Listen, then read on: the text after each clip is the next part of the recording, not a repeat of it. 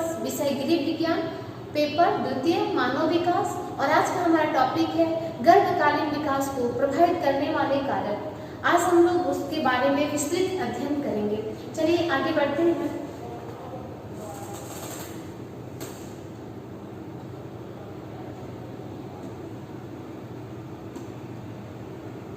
गर्भकालीन विकास को प्रभावित करने वाले कारक कौन कौन से होते हैं, जिसमें पहला है माँ का आहार। माँ का आहार, माँ का आहार शिशु के लिए अत्यंत आवश्यक होता है। जैसा कि आप लोगों ने देखा कि गर्भधान की प्रक्रिया यानी निषेचन के समय जो गर्भस्थ शिशु होता है वो 8 से 9 दिन तक वो अपने जो जाइगोट होता है उससे अपना आहार लेता रहता है। लेकिन जैसे उसका विकास होता जाता है वो जाइगोट क्या होता है कि माँ के गर्भाशय से के दीवार से जाकर के वो चिपक जाता है और उस समय वो क्या करता है कि माँ के गर्भनाल से अपना आहार लेने लगता है। तो अगर माता उचित पोषण नहीं लेगी तो वो अपने बच्चे को कैसे पोषण दे पाएगी। इसीलिए कहा गया है कि गर्भावस्था में संतुलित पोषण, उचित पोषण लेना अति आवश्यक हो गया है, क्योंकि उस समय क्या होता है एक जीव पहले से तो एक माता के लिए आहार आवश्यक होता ही होता है, लेकिन उसके शरीर में, उसके गर्भाशय में एक नए जीव की उत्पत्ति हो रही है, उसके लिए भी क्या होता है कि आहार की आवश्यकता होती है। तो चलिए देखते हैं कि गर्भकालीन अवस्था में बालक को माता के गर्भनाल से आहार प्राप्त होता है। गर्भावस्था में माता को विशेष रूप से पौष्टिक आहार की आवश्यकता होती है, जिससे वह अपने स्वास्थ्य के साथ साथ बालक के स्वास्थ्य का भी ध्यान रख सके। माँ के आहार में लिए जाने वाले प्रोटीन की मात्रा से बालक के शरीर का विकास होता है। ठीक है, मस्तिष्क के विकास में भी क्या होता है, सहायता मिलती है। जो प्रोटीन होता है वो क्या होता है, निर्माणकारी तत्व कहा गया है।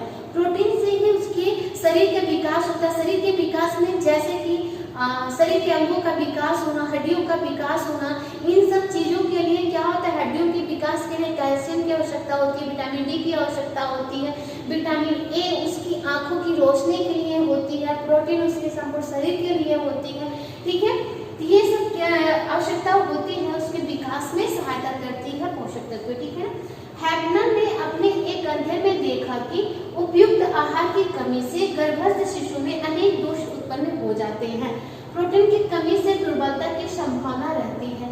कैल्शियम तथा विटामिन की कमी से अस्थि रोग जैसे रिकेट्स होने की संभावना रहती है। विटामिन की कमी से आंखों के रोग हो सकते हैं। गर्भावस्था में आहार की कमी से होने वाले भिन्नता जनित रोगों के कारण बालक अध्ययन रोगी बालक की तरह होता है। अतः इस प्रकार कहा गया है कि गर्भावस्था में माता को उचित पोषण लेना अति आवश्यक है। ठीक है, चलिए नेक्स्ट बढ़ते हैं, नेक्स्ट टॉपिक पे, माँ का स्वास्थ्य। ठीक है, दूसरा बच्चे को क्या प्रभावित करता है, माँ का स्वास्थ्य बच्चे को बहुत अधिक प्रभावित करता है। जैसे कि अगर माँ स्वस्थ नहीं रहेगी तो वो स्वस्थ शिशु को जन्म नहीं दे पाएगी। अगर माँ रोगों से ग्रसित है, संक्रामक रोगों से ग्रसित है, तो वो क्या होगा, बच्चे के शारीरिक और मानसिक विकास को क्या होगा, प्रभावित करेगा। ठीक है, तो इसमें कहा गया कि गर्भावस्था के दौरान माता को होने वाले रोगों से भी गर्भस्थ शिशु प्रभावित होता है। कुछ गंभीर संक्रामक रोग गर्भस्थ शिशु के विकास पे अधिक गंभीर प्रभाव डालते हैं, जैसे सिफिलिस या गोनोरिया।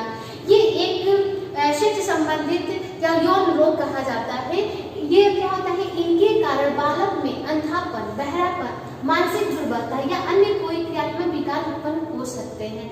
ठीक है ना, ये सब क्या होता है, एक संक्रामक बीमारी होता है। अगर माँ, ठीक है, बच्चे जन्म होने से पहले या उस समय ये ग्रसित होती है एड्स से या ये सिफिलिस से या गोनोरिया से ग्रसित है, तो आने वाला शिशु भी क्या होगा, उस बीमारी से ग्रसित होगा। और नहीं तो उसकी शारीरिक अपंगता देखा जाता है, बहरापन देखा जाता है। ये सारी बीमारियां उसके कानों को क्षतिग्रस्त करती हैं, आंखों को भी क्षतिग्रस्त करती है। ठीक है ना, मैटेंगू तथा टॉक्सिन ने अपने अध्ययनों के आधार पर बताया कि गर्भावस्था में अगर माँ मलेरिया से ग्रसित है और कुनैन की अधिक दवाओं का प्रयोग करने के कारण क्या होता है कि उसके मस्तिष्क को प्राप्त होने वाली जो ऑक्सीजन में कमी आ जाती है, ठीक है ना, और फलस्वरूप मानसिक दुर्बलता उत्पन्न हो जाती है।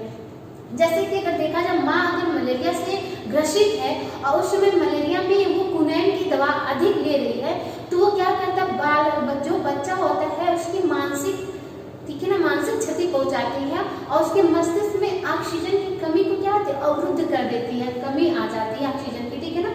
तो ये सब क्या होता है कि माँ अगर अस्वस्थ है तो बच्चा भी क्या होगा, अस्वस्थ होगा। इसीलिए कहा जाता है कि अगर स्वस्थ शिशु का प्लानिंग कर रहे हैं तो सबसे पहले आप खुद स्वस्थ रहिए, ठीक है। आप स्वस्थ रहेंगे, आने वाला बच्चा भी स्वस्थ रहेगा। अगर आप प्लानिंग करती हैं तो पहले आप अपना चेकअप करा लीजिए कि कहीं मुझे कोई संक्रामक बीमारी तो नहीं है, ठीक है, या कोई वंशानुगत बीमारी भी हो सकती है। तो उस समय आप अपने शरीर को, इम्यूनिटी सिस्टम को बढ़ाइए, उस रोगों को समाप्त करिए, फिर जाकर के आप अपने नए जीवन के लिए, भविष्य के लिए कुछ अच्छा सोचिए, ठीक है। अब अगला आर्यस तत्व। आर्यस तत्व क्या होता है कि माता पिता के रक्त में आर्यस तत्व की धनात्मक और ऋणात्मक जिन स्थितियों माता के रक्त में प्रतिपिंड, ठीक है, उत्पन्न हो जाते हैं, एंटीबॉडीज यानी प्रतिपिंड यानी एंटीबॉडीज उत्पन्न हो जाते हैं, जो शिशु के रक्त में प्रविष्ट हो जाने शिशु में एसिथ्रोब्लास्ट नामक रोग उत्पन्न करते हैं, जिनके परिणाम स्वरूप बालक में रक्त आरक्तता उत्पन्न हो जाती है। आर्यस तत्व क्या होता है? जैसे कि आर्यस तत्व क्या होता है कि आर्यस तत्व निगेटिव भी होता है और पॉजिटिव भी होता है। ये ब्लड ग्रुप में पाया जाता है। जैसे आपने लोग देखा कि blood group A B O, ठीक है ना, इसमें भी निगेटिव पॉजिटिव होते हैं। उसी प्रकार ब्लड में क्या होता है, आर्यस धनात्मक और आर्यस निगेटिव और आर्यस पॉजिटिव पाया जाता है, ठीक है ना। अगर माँ आर्यस निगेटिव है और उसके आने अगर पिता आरएस पॉजिटिव है तो उन दोनों से आने वाला अगर जो शिशु होता है, अगर वो माँ आरएस निगेटिव है और बालक आरएस पॉजिटिव है, तो वो क्या करता है, माँ का जो आरएस निगेटिव होता है बालक के जो आरएस पॉजिटिव तत्व को, उसके ब्लड को क्या करता है, मारने लगता है, उसके शरीर को क्या मारने लगती है, समाप्त कर देती है। और क्या होता है कि सही समय आने पे या तो अबॉर्शन हो जाता है, या जैसे कि बच्चा मर भी सकता है, या अगर सही समय से अपरिपक्व बालक क्या होता है, प्रीमेच्योर बालक ही पैदा होता है।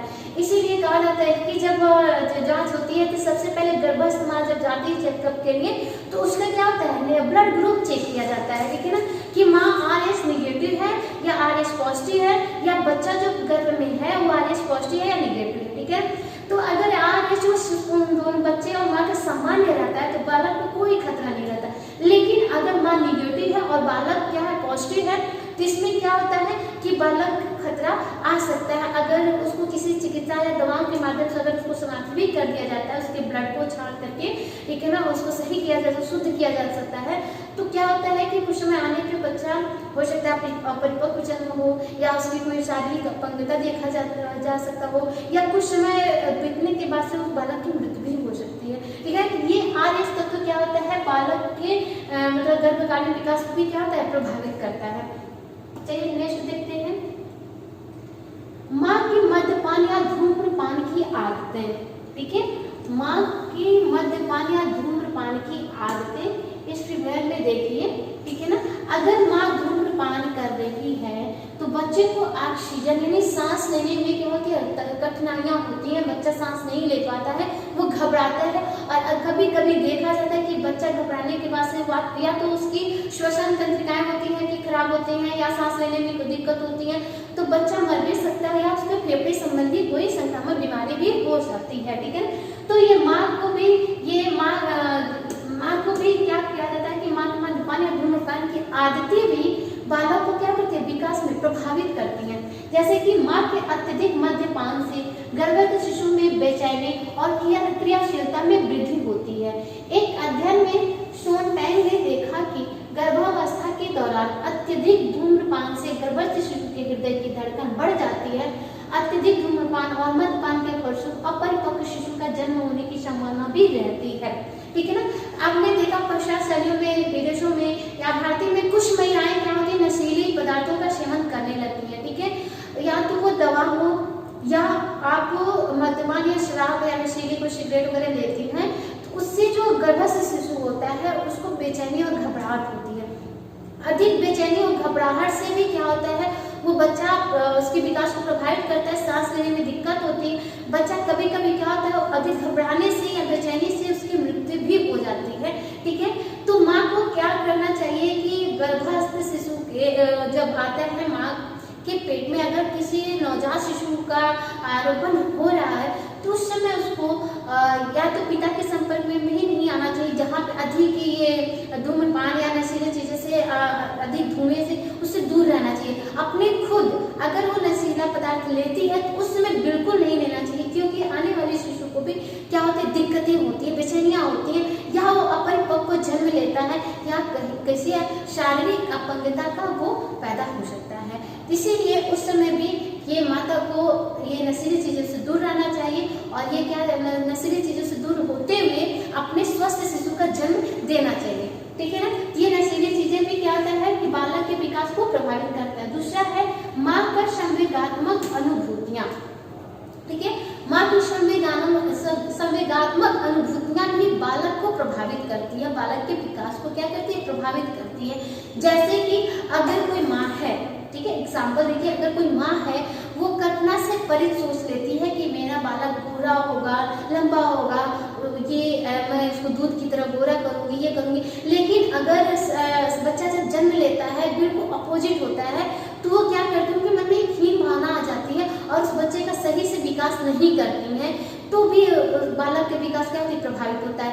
अगर कोई दूसरे एग्जाम्पल देखिए, अगर कोई नवविवाहित स्त्रियां हैं या पुरुष हैं, कपल्स हैं, वो चाहते नहीं है कि अभी मैं मतलब प्लानिंग करूं बच्चे का, लेकिन कभी ऐसे इत्तेफाक से ऐसा हो जाता है, ठीक है ना, गॉड ग्रेस की वजह से अगर कहीं ऐसा हो जाता है तब भी उनके मतलब दोनों लोग अपने रहन सहन में एडजस्ट नहीं कर पाते, जिसके कारण उनकी माँ की जो संवेगात्मक अनुभूतियां होती हैं इस कारण भी बालक का विकास सही से नहीं हो पाता है। या कुछ माताएं होती हैं बहुत चिंताग्रस्त होती हैं आर्थिक कारण से, सामाजिक कारण से, ठीक है ना, शारीरिक रूप से भी अगर माँ ग्रसित है, ठीक है ना, अधिक सोच रही है, चिंताग्रस्त है, ठीक है ना, उससे भी क्या होता है, बालक के विकास को क्या होता है, अधिक प्रभावित करता है। ठीक है ना, अब नेक्स्ट है दवाओं का प्रयोग। ठीक है ना, ये माँ क्या होता है कि दवाओं का जो प्रभाव क्या था, कैसे पड़ता है कि गर्भावस्था में, ठीक है ना, अगर आप गर्भावस्था में हैं, ठीक है, उसमें अधिक दवा का प्रयोग नहीं करना चाहिए। जैसे कि कभी कभी नॉर्मली चीजें होती हैं कि माँ को वीकनेस होता है उस समय, ठीक है ना, या अधिक उल्टियां होता है, बहुत सारी दिक्कतें होती हैं उस समय गर्भावस्था के समय, तो माँ को दवाओं का कम प्रयोग करना चाहिए, उसमें अधिक दवा का प्रयोग नहीं करना चाहिए, क्योंकि उसमें दवाओं में क्या होता है, अल्कोहल होता है, ठीक है, अल्कोहल की वजह से शिशु का जो विकास होता है उससे प्रभावित होता है, उसमें कम दवाओं का प्रयोग करना चाहिए। उसमें क्या होता है, अगर खांसी आती है तो दवा का प्रयोग करती है, उल्टी आती है तब भी दवा का प्रयोग करती है, दर्द होता है शरीर में तब भी दवा का प्रयोग करती है। तो ये अधिक दवाओं को सेवन से भी बालक का जो विकास होता है अधिक प्रभावित होता है। जैसे विभिन्न प्रकार की दवाएं, जैसे दर्द निवारक, कीड़े मारने की दवा, नींद लाने की दवा गर्भस्थ शिशु के विकास में प्रतिकूल प्रभाव डालता है। अतः गर्भवती माता को गर्भावस्था में दवा न लेने की सख्त हिदायत होनी चाहिए। अधिकांशतः टॉनिक व खांसी की दवाओं में अल्कोहल पाया जाता है, तो उनका सेवन भी नहीं करना चाहिए। अधिकांशतः टॉनिक और खांसी की दवा में अल्कोहल पाया जाता था, उनका भी सेवन भी नहीं करना चाहिए। ठीक है, अब नेक्स्ट चलते हैं एक्सरे तथा रेडियम। एक्सरे तथा रेडियम क्या होता है, जैसे कि आप लोगों ने देखा कि जब माँ गर्भावस्था में होती है तो बार बार हम लोग चाहते हैं कि मैं डॉक्टर के पास जाऊं, 1-2 महीने में परामर्श लेता हूं, वो तो ठीक है, लेकिन एक्सरे से दूर रहना चाहिए, क्योंकि एक्सरे में क्या होता है कि जो उसकी किरणें होती हैं सीधे बालक के शरीर पर पड़ती हैं और वो बालक को नुकसानदेह पहुंचाती हैं। आज जो बच्चा अभी 3-4 मंथ में होता है तो उस समय क्या होता है, अभी वो नाजुक होता है, उसकी जो स्किन होती है बहुत नाजुक होती है, अभी वो उसके अंग बन रहे होते हैं, उस समय अगर वो एक्सरे की किरणें उसके शरीर पे पड़ता है तो बच्चा अपंग पैदा हो सकता है, उसके किसी अंग को क्षतिग्रस्त कर दे, इसीलिए उसमें एक्सरे से दूर रहना चाहिए। एक्सरे भी बालक के विकास को क्या प्रभावित करता है, लेकिन 7वें 8वें महीने में अगर आप एक्सरे कराते हैं तो बच्चा क्या परिपक्व हो जाता है, उसमें उसके शरीर पे कोई मतलब मतलब हानि नहीं पहुंचता है। लेकिन जब बच्चा अभी स्टार्टिंग का हो तो उसमें एक्सरे से दूर रहना चाहिए। चिकित्सीय दृष्टिकोण से एक्सरे तथा रेडियम का प्रयोग शिशु के विकास में घातक तथा वृद्धि को रोकने वाला हो सकता है। एक्सरे तथा रेडियम के प्रभाव के कारण समय से पूर्व शिशु का जन्म भी हो सकता है। गर्भावस्था के आरंभिक महीनों में इनका प्रयोग सर्वथा वर्जित होना चाहिए। गर्भावस्था के अंतिम माह में इनका प्रभाव शिशु के वृद्धि विकास पर हानिकारक रूप से नहीं पड़ता है। ठीक है, जैसे मैंने अभी बताया कि जो स्टार्टिंग में एक्सरे की किरणें जो होती हैं बच्चे के विकास को गति को अवरुद्ध कर सकती है, उसकी वृद्धि में भी अवरुद्ध कर सकती है। लेकिन अगर लास्ट स्टेज पे आप एक्सरे कराते हैं तो उसके विकास में कोई प्रभाव नहीं पड़ता है। ठीक है, तो आज तक होता ये मेरा टॉपिक। अब हम लोग चाहते हैं कुछ क्वेश्चन है इससे संबंधित कुछ क्वेश्चन है, उसको देख लेते हैं कि गर्भकालीन विकास को प्रभावित करने वाले कारकों की संख्या कितनी है? 7 है। गर्भकालीन विकास को प्रभावित करने वाले कौन कौन से कारक होते हैं? ठीक है ना, कौन कौन से कारक हैं? वंशानुक्रम, वातावरण, माँ का आहार, इनमें से कोई नहीं, तो माँ का आहार इसमें से है। ठीक है, गर्भावस्था के दौरान माता को होने वाले रोगों से भी गर्भस्थ शिशु प्रभावित होता है। माँ का आहार है, माँ का स्वास्थ्य, आर्यस तत्व सभी, इसमें से कौन सा सही है? माँ का स्वास्थ्य। अब चिकित्सीय दृष्टिकोण से शिशु के विकास में घातक तथा वृद्धि को रोकने वाला हो सकता है। क्या हो सकता है? माँ का आहार, आर्यस तत्व, वातावरण, एक्सरे। तो एक्सरे सही है। तो आज का तो था मेरा आज का टॉपिक गर्भकालीन विकास को प्रभावित करने वाले कारक। नेक्स्ट में हम लोग देखेंगे कि भ्रूण का क्या महत्व है, उसके बारे में हम लोग चर्चा